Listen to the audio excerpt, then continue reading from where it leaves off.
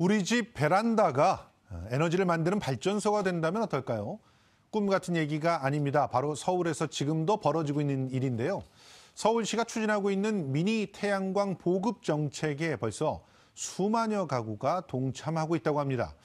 이제 결실을 맺고 있는 서울시의 원전 하나 줄이기의 핵심 내용과 함께 생활 속에서 에너지 절약을 실천하는 방법은 무엇인지 오늘 자세히 짚어보도록 하겠습니다.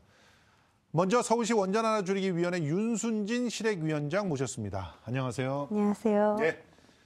녹색전환연구소 이유진 박사님도 모셨습니다. 안녕하세요. 안녕하세요. 예. 우리가 실생활을 영위하기 위해서 꼭 필요한 것이 에너지잖아요. 그런데 대부분 이 에너지를 보통 뭔가를 태워서 이렇게 얻지 않습니까? 그래서 이 근원적인 질문부터 먼저 짚고 가야 될 것 같은데, 자, 에너지 어디서부터 옵니까?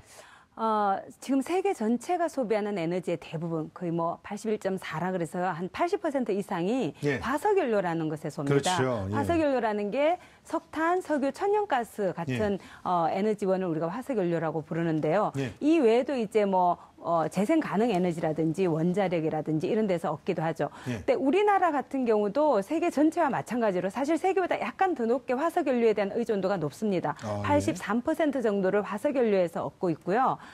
세계 전체보다는 조금 더 높게 원자력에 대한 비중이 좀 높아서요. 한 12.7% 정도를 차지하고 있고요.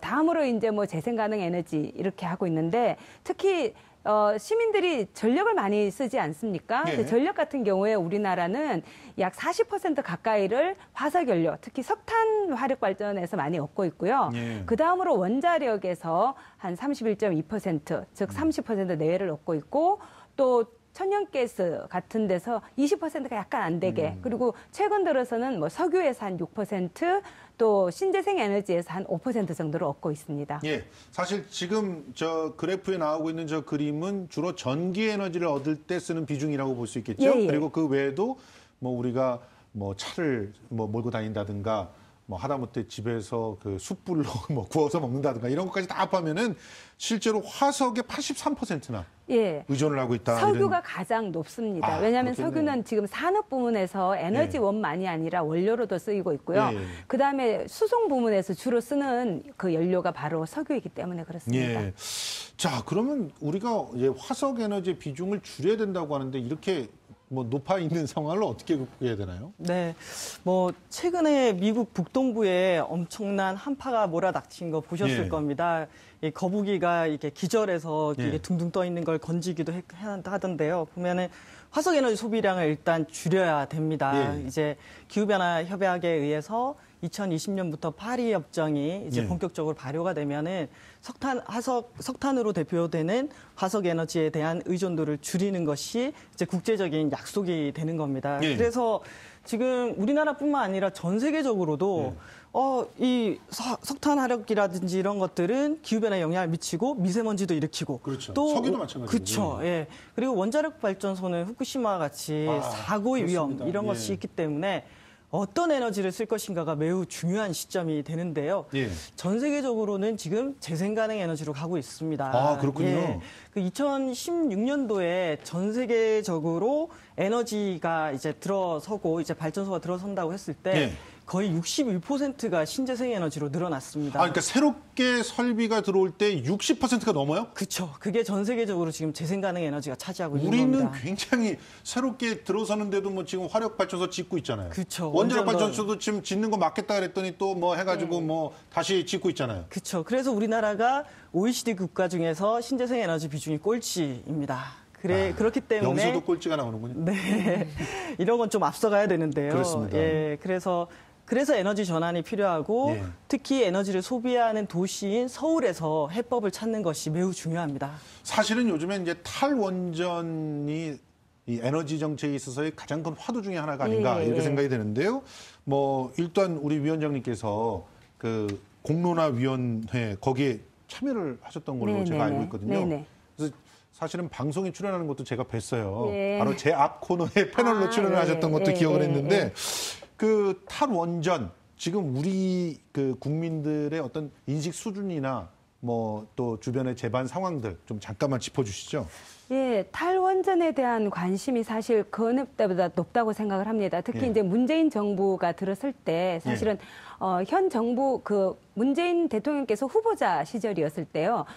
이 문재인 후보만이 아니라 사실 다른 유력 대선 후보들 대부분이 예. 탈원전을 내세웠거든요. 맞습니다. 근데 예. 지금에 와서는 과거의 그런 자기들의 주장을 번복을 하면서도 사과를 하지 않더라고요. 아, 어떤 여튼 분들은 대통령 나설 때 공약을 다 지키면 나라가 망한다고. 그러니까요. 예, 그러기도 했어요. 근데 여튼 그때 유력 대선 주자들이 그런 공약을 내세울 수밖에 없었던 건 바로 그것이 국민 여론이었기 때문이었죠. 그럼요. 예. 예, 그리고 바로 그런 것 때문에 이제 많은 사람들이 그 문재인 대통령의 그 후보 시절 공약 중에서도 가장 좋아요를 많이 눌렀던 것이 문재인 그 온라인 정책 온라인에서 가장 많은 좋아요를 눌렀던 게 바로 17번 공약, 탈원전 공약이었거든요. 그렇습니다. 근데 하여튼 그렇지만 사실 짓고 있던 원자로를 건설을 중단하고 또 예. 그것을 정말 영구적으로 건설 정지한다는 것은 참으로 판단을 내리기 어려운 거였고 맞아요. 바로 그런 이유 때문에 이제 신고리 5, 6호기 건설 재개 문제를 가지고 공론화라는 과정을 거치게 되었죠. 예. 근데 이제 시민 참여단들께서 이제 수기적인 어떤 의사 결정 방법을 통해서 5, 6호기 건설은 재개하지만 탈원전 정책은 계속 유지하면 좋겠다. 축소 방향으로 나가야 그런데요. 된다. 포항 지진이 있은 후에 이런 투표를 했었으면 어땠을까요? 아마 그 인터넷에 보면 댓글들을 많이 확인할 수 있잖아요. 예, 그 예. 댓글들을 보면은 야, 이게 만약에 공론화가 포항 지진 이후에 일어났으면 아마 다른 결과가 나올 수도 있었겠다. 그러니까요. 그래서 포항 지진 이후에 그 탈핵 에너지 전환 국회의원 모임이 있어요. 예, 그 예. 모임에서 한 여론조사 기관에 의뢰해서 사실은 여론조사를 했었어요. 예, 예. 그랬더니 58.2%의 응답자들이 예. 문재인 정부의 이 탈원전 정책 예. 계속해서 유지해야 된다라고 예. 대답을 했고요. 27%만 중지하는 게 좋겠다 이런 예. 의견이 뭐 있긴 했습니다. 하지만 다수는 이 정책을 지지하고 있다는 거죠. 그렇습니다. 그래서 서울시도 어떻게 보면은 앞장서서 이 탈원전 정책을 실시하고 있는 것인데요. 자, 원전 하나 줄이기 정책 먼저 개념을 우리 박사님께서 좀 설명해 주시죠. 네. 원전 하나 줄이기 정책은 2012년 4월 달에 발표가 됐습니다. 그러니까 이 정부가 탈핵 에너지 전환을 얘기하기 한참 전에 발표를 한 건데요. 예. 이 정책을 발표하게 된 계기에는 서울이 거대한 에너지 소비 도시라는 겁니다. 그렇죠. 네. 그리고 서울에서 사용하는 특히 전력 부분은 97%가 다른 지역에서 생산돼서 예. 서울로 끌어당겨서 쓰게 되는 겁니다. 거대한 송전탑을 통해 가지고 그쵸. 예, 고압 전선을 통해서 오잖아요. 그렇죠. 예. 그래서 서울에서 에너지 소비량이 늘어나면 서울에 또 발전소가 지어지는 게 아니라 다른 지역에. 지역에 지어지기 예. 때문에 서울이 함께 살기 위해서는 상생하는 개념으로 예. 원전 한 기 용량만큼을 줄여보자. 그렇죠. 서울 시민들이 에너지 소비를 줄이고 효율을 높이고 또 태양광 같은 재생 가능 에너지를 적극적으로 생산해서 예. 원전 한 기 용량, 그때 저희가 잡은 목표로는 400만 TOE입니다. 예. 이 TOE라는 개념이 200만 TOE입니다. 그래서 200만 TOE를 줄이겠다. 거기에 맞는 요 목표를 세우고 줄이기 시작한 거죠. 예. TOE라는 게 이게 다양한 에너지원들을 예. 이렇게 석유 환산톤으로 계산한 거고요. 예. 그렇게 해서 이제 원전 하나 줄이기가 시작됐습니다. 신재생 에너지를 아까 그 그래픽을 잠깐 다시 한번 보여줬으면 좋겠는데요. 신재생 에너지를 열심히 만들어서 네. 그래서 또 에너지 효율화를 통해서 에너지를 절약하는 거죠. 그리고 에너지 절약 이 세 가지가 이제 개념이 조금 다른 것이지만 효율화를 통한다는 것은 사실은 동일한 에너지를 쓰더라도 더 효율적으로 쓰게끔 하는 거고, 그렇죠. 그러니까 결국 절약을 하는 거고 네. 에너지 자체를 좀 우리가 줄여보자. 더 쓰는 걸 갖다 좀 새 나가는 걸 막아보자. 그래서 절약을 하는 걸 합쳐서 원자력 발전소 한 기를 줄이겠다라고 하는 거였는데 이제는 400만 TOE라니까 2기 정도를 2기 정도. 줄일 네. 수가 있겠다. 이렇게 네. 얘기를 하는 건데 네. 원전 하나 줄이기 정책이 나온 배경을 보면은 후쿠시마 원전 사고 때문이었죠. 네, 예. 그렇습니다.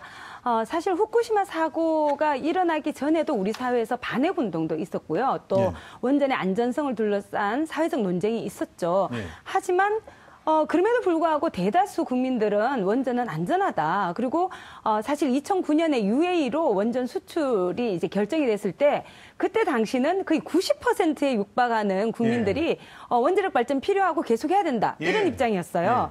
하지만 그렇게 했던 이유는 원자력 발전이 굉장히 싸다, 경제적이다. 그리고 대규모의 전력을 안정적으로 공급할 수 있다. 그런 생각을 했던 거죠. 근데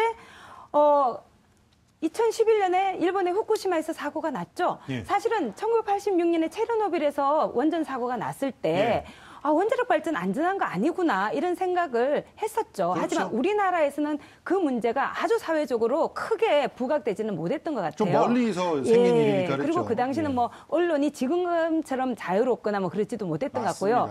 근데 더 문제는 뭐냐면 그때 당시 사고가 났을 때 체르노빌에서 발생한 원자력 발전 사고는 우리나라하고 원전 노형이 다른 데서 났고 거기는 우리보다 원전 기술이 좀 뒤떨어져 있다. 그렇죠. 근데 문제는 뭐냐면 2011년 같은 경우는 세계 전체에서 가장 원자력 발전을 안전하게 운영 관리하고 있고 가장 원전 기술이 앞서 있다. 이런 소리를 듣는 일본에서 사고가 난 거죠. 그래서 원자력 발전이라는 것이 안전한 게 아니구나. 일본에서조차 날 수가 있는 거구나. 그리고 한번 사고가 나면 그 결과가 너무 치명적이라는 거죠. 그래서 결코 경제적이지 않다, 안전하지 않다 이런 생각을 하게 된 거죠. 자, 그러면 일단 서울시 원전 하나 줄이기 사업 결과를 짚어보면서 얘기를 했으면 좋겠어요. 실천 내용들 한번 살펴볼까요? 네네. 예. 너무나 많은 실천들이 있었죠. 아까 말씀하신 것처럼 사실 이게 좀 불편을 감내하면서도 줄여보자. 이게 에너지 절약이고요. 예전처럼 편리하게 살지만 효율을 높여서 개선해서 좀 줄여보자. 이게 효율 개선이고요. 그리고 기존의 어떤 석탄 화력이나 원자력이 아닌 다른 재생 가능 에너지, 신재생 에너지를 통해서 에너지를 얻자. 이게 이제 에너지 생산 이런 문제들인데요. 그래가지고 지금 현재 결과가 전력 자립률도 5.5%지만 좀 증가를 시켰고 지금 온실가스도 819만 톤을 감축을 했네요. 예. 그러면서 지금 계속 그 원전 하나 줄이기 대표 사업으로 진행하고 있는 것이 또 어떤 것들이 있나요? 여기에는 예를 들어 에코 마일리지 사업이라는 게 있고요. 또 에너지 자립마을 사업, 또 미니 태양광 설치 사업, 또 건물 에너지 효율화 사업 같은 것도 있고요. LED로 조명 등을 교체하는 사업이라든지 또 이게 관만 나서는 게 아니라 기업들을 참여시켜서 에너지를 나누는 이론 기업이라는 그런 사업도 있어요. 기업들이 에너지를 절감한 부분에 대해서 그걸 절감 비용을 자기 걸로 가져가는 것이 아니라 그걸 이제 기부를 해서 우리 사회에 좀 에너지 서비스를 덜 누리는, 못 누리는 분들을 위해서 에너지를 나누는 그런 활동도 있고요. 또 상가들이 참여하는 착한 가게 사업이라든지 이런 것도 있고 또 학생들이 참여하는 에너지 소천사단, 또 대학생들이 참여하는 엠베스터 사업 뭐 이런 것들이 있습니다. 그렇군요. 이런 걸 통해 가지고 일단 2014년서부터 지금까지 해서 2기 정도가 생산할 수 있는 400TOE를 실질적으로 감축했다. 이런 얘기인데요. 400만 TOE. 1단계에서 200만 TOE를 이미 줄였고요. 2단계 시작하고 나서 지금 2014년 8월부터 시작해서 지금 다시 200만 TOE를 더 줄여서 400만 TOE를 줄였습니다. 지금 근데 그 서울시가 좀 돋보이는 그런 지점이 어떤 점이라고 보세요? 이 정책에 있어서? 시민이 에너지다라는 이런 얘기를 만들었는데요. 아시겠지만 서울은 인구 1,000만에 육박하는 도시입니다. 그리고 그곳에서 이제 시민들이 가정이라든지 상업 분야에서 많이 쓰고 산업용이 적지 않습니까? 그렇게 하기 위해서는 이제 시민들이 그만큼 아끼고 또 직접 생산에 참여하는 것들이 중요한데요. 그래서 서울시 같은 경우에는 시민들이 쉽게 에너지를 줄이고 싶거나 효율을 높이고 싶거나 아니면은 생산하고 싶을 때 할 수 있는 방안들을 많이 만들었습니다. 그래서 에코마일리지 그리고 우리 집에 진단해 주세요. 그러면은 와서 우리 집 에너지를 진단을 해주기도 하고요. 맞습니다. 집수리를 해서 이 겨울 너무 추운데 단열을 개선하고 싶다. 그러면은 저리로 융자를 해주는 이런 정책도 만들었습니다. 태양광만 하더라도 이 태양광을 미니 태양광부터 시작해서 옥상에 올리는 거, 또 협동조합을 만들어서 함께 태양광을 올리기도 하고요. 햇빛 펀드라는 방식으로 내가 돈을 출자를 하면은 그걸 서울시가 태양광을 설치를 하고 거기서 전기를 판매해서 번 수익들을 시민들에게 돌려주는 방식으로 다양하게 시민들이 함께 참여해서 에너지를 줄이고 생산할 수 있는 방안들을 많이 마련했습니다. 실제로 원전을 2개를 줄였다고 말씀하셨는데 우리가 체감이 잘 안 되는데 어떤 영역들에서 어떻게 줄인 겁니까? 지금 그래프가 좀 준비된 것 같은데요. 한번 보여주시고요. 사실 서울 같은 경우에는 다른 도시들보다는 조금 다른 특성을 지니고 있어요. 예. 우리 사회에서는 1차 에너지라 그래서요. 원래 그 에너지 전체 중에서 한 62.5% 정도를 산업 부문이 소비하고 있고요. 전력 같은 경우도 한 55%를 산업이 쓰고 있어요. 근데 서울 같은 경우에는 이 산업 부문의 비중이 좀 낮습니다. 10%가 되지 않고요.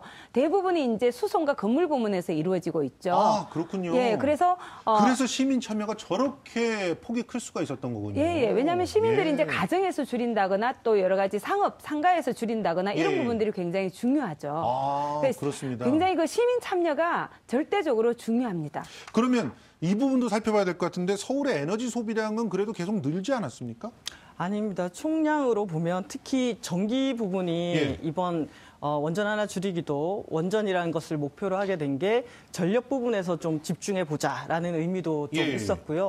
또 우리가 밀양 송전탑처럼 멀리서 오는 전기에 대해서 책임지자라는 의미들이 있었습니다. 그렇게 해서 봤을 때 이제 서울 같은 경우에는 2011년 대비 2015년을 기준으로 했을 때 전국적으로는 전력 소비량이 6.3% 저렇게 증가할 때 서울은 마이너스 3.2 수요 관리가 되고 있다.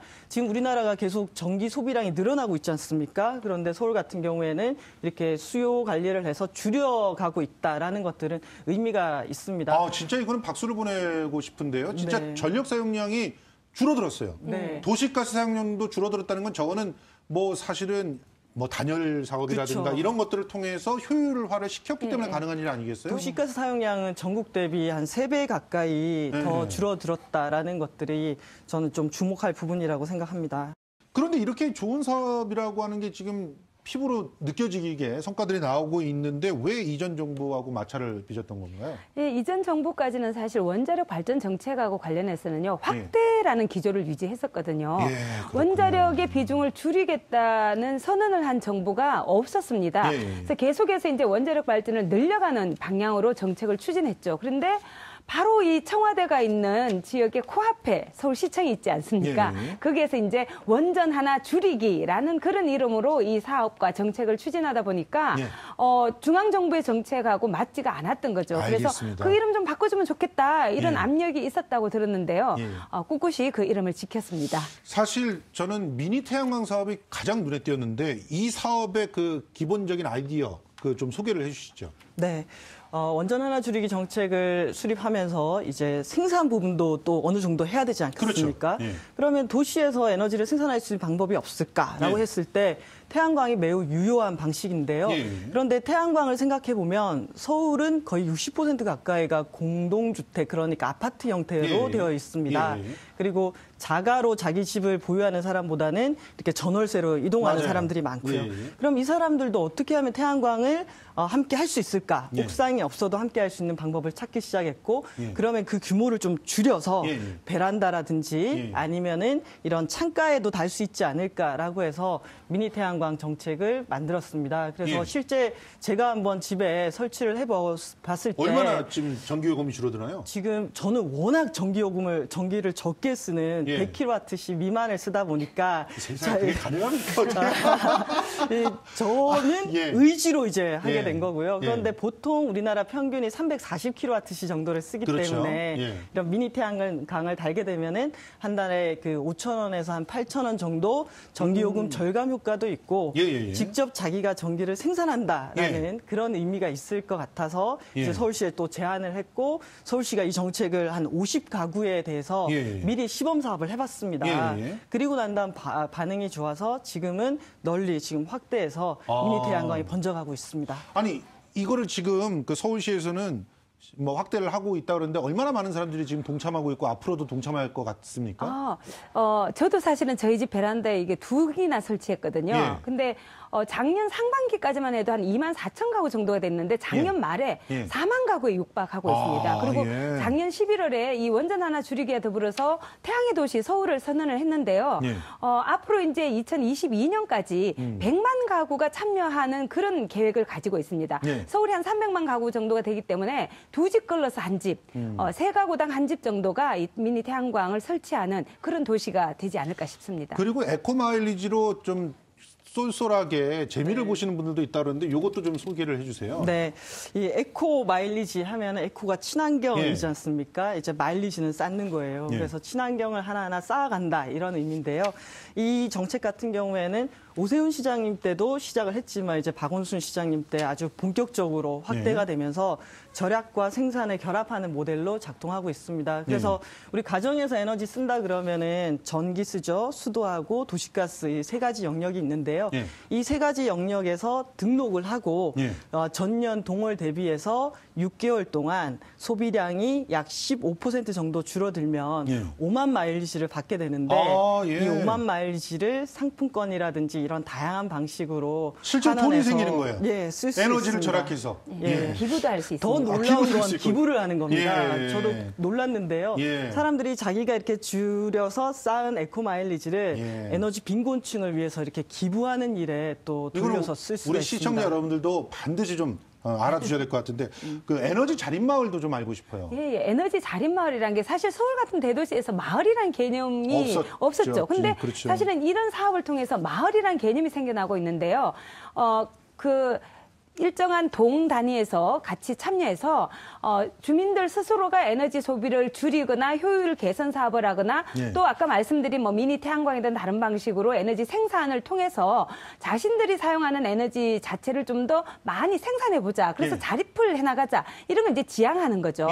근데 지금까지 한 75곳 특히 올해 들어서 한 80여 곳으로 지금 늘어났는데요. 이런 사업들을 통해서 이제 주민들이 그 공동체를 일궈나가는, 그래서 이 에너지만의 문제가 아니라 에너지를 넘어서서 굉장히 그 따뜻한 공동체를 만들어 나가는 그런 모습을 보이고 있습니다. 그러니까 아파트 문화도 개선하고 아예 그냥 이 사업을 통해 가지고 마을 공동체를 새롭게 만들고 그리고 더불어서 그 같이 일하고 있는 경비원들에게도 뭐 임금도 더 올려주시고 이런 사업 여러분들 좀 챙겨서 했으면 좋겠습니다. 자, 마지막으로요. 지금 이제 2기로 시즌2가 시작됐잖아요. 그러면 이 2기 사업은 1단계 사업하고 다른 점이 있을 거 아닙니까?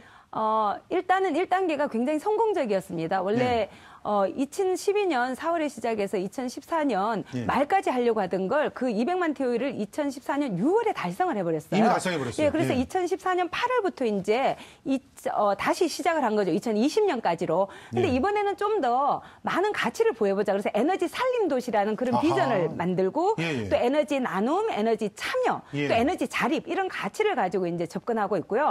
좀 더 이제 더 나은 목표를 수립하게 되죠. 그래서 이번에는 원전 2기 분량을 우리가 스스로 절약하거나 생산해보자. 400만 TO를 목표로 내걸었고요. 자립률을 한 20%로 올려보자. 그리고 온실가스 배출도 줄여보자. 그래서 이게 서울시에서 배출하는 양의 한 30%에 육박하는 그런 양을 줄여보기로 했습니다. 국제사회도 이거 많은 관심을 보이고 있다면서요? 네, 지금 대만이라든지 우리 실행위원장님께서도 전 세계적으로 지금 가셔가지고 이제 강의도 하고 계시는데요. 특히 대만의 까오슝시티가 이 서울의 원전 하나 줄이기를 본격 모니터링을 하고 있습니다. 그랬군요. 대만도 이제 원전을 줄이기로 하고 아예 원전을 멈추기로 했기 때문에 그런데 그 줄이려면 실제 도시에서 어떻게 해야 되는가라는 롤 모델을 볼 때 서울로 와서 원전 하나 줄이기를 보고는 그런 내용들을 가지고 지금 가지고 있습니다. 알겠습니다. 어떻게 보면은 전 세계에 이 거대 도시의 에너지 절약 하나의 모델을 보여주고 있는 게 서울시의 이 정책이 아닌가 하는 생각이 듭니다. 지금까지 서울시 원전 하나 줄이기 위원회 윤순진 실행위원장 그리고 이유진 녹색전환연구소 박사와 함께 얘기 나눠봤습니다. 고맙습니다. 감사합니다. 고맙습니다.